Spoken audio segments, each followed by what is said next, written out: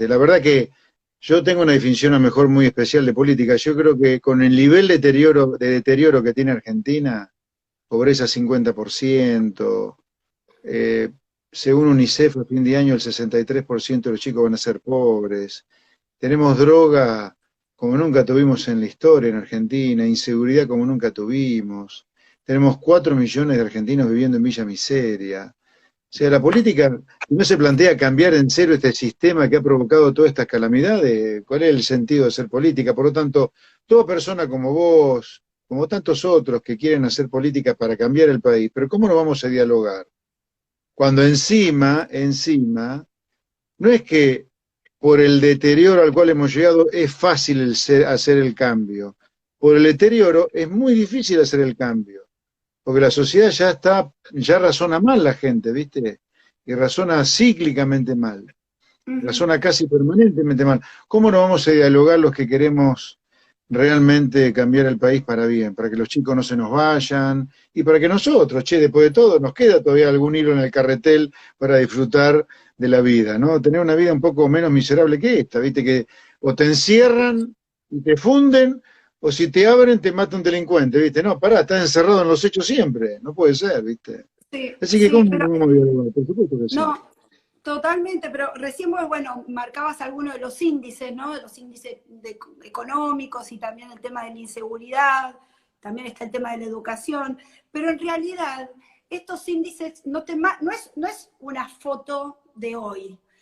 Hace 30 años que esto va creciendo, digamos, gradualmente a lo largo de los Sí, años. Vos hablaste también del gasto público y no es que hoy tenemos una brecha fiscal alarmante, la veníamos teniendo y cada vez, o sea, va creciendo a lo largo de los años. Entonces, sí, ¿vos crees que esto en sí. algún momento se puede revertir? ¿Lo vamos a hacer? ¿Cuándo vamos a poder empezar a trabajar eh, para poder lograr ese cambio? Mira, vuelvo a decirte como introducción a la respuesta que te voy a dar, tal cual decía Maquiavelo. Vos sabés que Maquiavelo, yo lo leí bastante Maquiavelo, porque la verdad que me parecía de una crueldad y un realismo para describir lo que era la política de aquel entonces terrible. No es muy diferente a la de ahora, te diría incluso.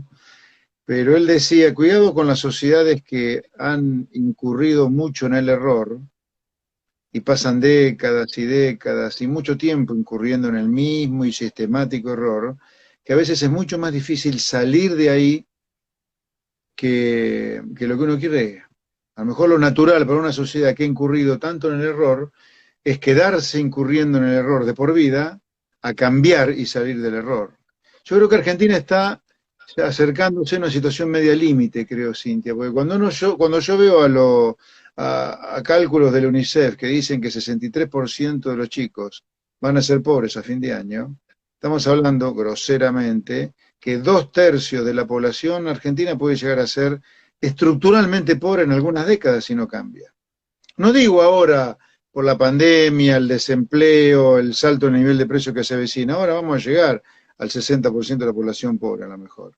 Yo digo desde el punto de vista estructural, porque si 63% de los chicos hoy son pobres, ¿por qué 2/3 de la población no va a ser pobre en algunas décadas, no? Y una vez que vos llegás a ese nivel es difícil ir para atrás. Entonces, sobre si los cambios se pueden hacer o no, que es tu pregunta, y yo diría, más vale que lo hagamos cuanto antes, porque mi miedo es que no haya retorno ya. Tenemos que hacerlo cuanto antes. Ahora, los cambios que hay que hacer son de una magnitud gigantesca, ¿viste? Vos tenés que Por eso reformular tiene que por haber un completo. acuerdo político muy amplio. Claro, claro, pero Y sobre estas cosas que hay que hacer, ¿viste? No podés, vamos a un acuerdo vamos a un acuerdo, pero que, ¿para hacer qué? ¿No? bueno, ¿Para a hacer ver, qué? yo estuve hablando con distintos, justamente con distintos referentes de distintos espacios, porque eh, aquellos que quizás hablamos, ¿no? Del día de mañana de armar un tercer espacio, un tercer sector, Hay que una armarlo, tercera, ¿cómo? que hay que armarlo, sin dudas.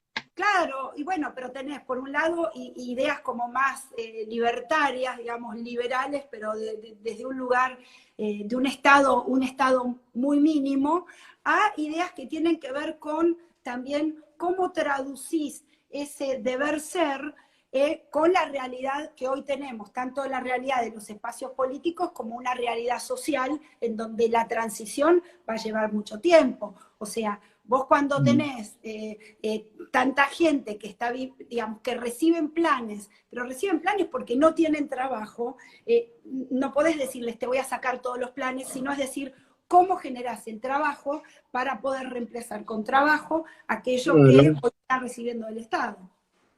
Sí, yo creo que ahí, sobre el tema ese que vos tocás, el tamaño del Estado. A ver, el Estado que vos tenés que tener es un Estado que le devuelva a la gente los impuestos que paga con bienes públicos, ¿no? Vos necesitás Fuerzas Armadas, seguridad, diplomacia profesional, por supuesto. Necesitas justicia, en serio. Necesitas una salud básica, necesitas una educación básica también, algún sistema previsional que básicamente otorgue alguna prestación mínima para el que no aportó toda la vida. O sea, Estado se necesita, desde mi punto de vista, ¿no? Yo no soy de lo que dice cero Estado, porque hay bienes públicos que el sector privado no los produce eficientemente y el Estado se necesita para producir esos bienes públicos. Entonces yo creo que habría que definir bien qué bienes públicos va a producir el Estado, cuánto cuesta producir esos bienes públicos y en función de eso poner la presión impositiva, ¿viste? Yo lo que veo acá es que el gasto público no está pensado como usar los impuestos de la gente para producir bienes públicos, sino que está pensado para dar empleo, para subsidiar, para darle planes, para... No, el Estado está para producir bienes públicos, entonces eso es lo que habría que definir. Y yo te aseguro que lo que pasa es que lo que no se evalúa es la eficiencia del gasto público. Porque vos podés tener un gasto público, pero que te genere un bien público. Claro, pero si ese gasto no es eficiente, entonces sería mucho mejor que eso pase al sector privado y que al sector privado pedirle esa, digamos, esa productividad tradicional. Porque en este balance hay que producir. Claro, a ver, hay un balance delicado entre la plata, ¿a quién se la pones? ¿En el bolsillo de la gente o en el bolsillo un burócrata para que decida él en qué gastar en lugar de la gente? Bueno, ese balance filosóficamente muy delicado se resuelve cuando uno piensa en los bienes públicos. ¿Cuánta plata le sacás al individuo para que la gaste un burócrata? La plata necesaria para producir mínimamente estos bienes públicos. Ahora, cuando definimos así el Estado, una vez que uno define el Estado así, que yo creo que es la manera de definirlo, ese Estado tiene que dejar afuera a todos los que están adentro del Estado como ñoquis, militantes, punteros y atorrantes que se han acomodado de la mano del político de turno que ganó una elección. Entonces para mí hay dos categorías ahí. Una cosa es el beneficiario de planes y otra cosa es el atorrante que está currando en el Estado cuando podría laburar en el sector privado. El planero no es una persona que vive por el plan. Sí, pero a ver, para mí ahí está más, la culpa está en que lo da que el que lo recibe, claramente. Para mí el que lo da y que lo da justamente sabiendo que no está haciendo una inversión productiva en el sentido de que le está haciendo un aporte, no solamente a una persona o una familia, sino también para que haya, digamos, un valor agregado en la sociedad. Si simplemente lo da porque cree que el Estado es su bolsillo, por ahí para mí pasa la responsabilidad.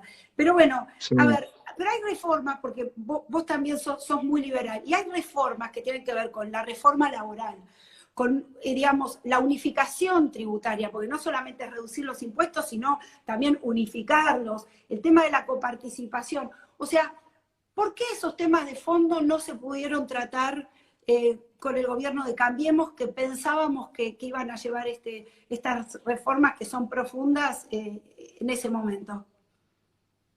Mira, a mí me lo reconoció Macri. Mira, a mí me lo reconoció Macri en un café que fue público, lo tomamos hace, no sé, un mes y medio, dos, ¿no? Después de que yo estuve debatiendo con Ritondo en el programa Mirta Legrand, ¿te acordás? Hace un par de meses, un mes y medio. Tomé un café con Macri y él me reconoció que llegó sin mandato en 2015 para hacer todas estas cosas que vos decís recién, con participación, leyes laborales. Llegó sin mandato porque no hizo campaña basándose en esas reformas que hay que hacer. Entonces, si vos llegás al poder sin mandato, mirá si vas a poder enfrentarte a la mafia de Moyano, por ejemplo. A la mafia de Moyano te podés enfrentar solo si dijiste en campaña que lo ibas a enfrentar, y por lo tanto el día que llegás, lo primero que haces es plantear una reforma laboral en serio. Ahora, si vos no lo decís en campaña, si no lo decís en los debates, está frito, totalmente frito. Entonces yo creo que la confesión de parte es reloj de prueba. Macri me dijo a mí que había llegado sin mandato. Entonces, ¿por qué no lo Bueno, hicieron? Porque nunca lo pensaron hacer.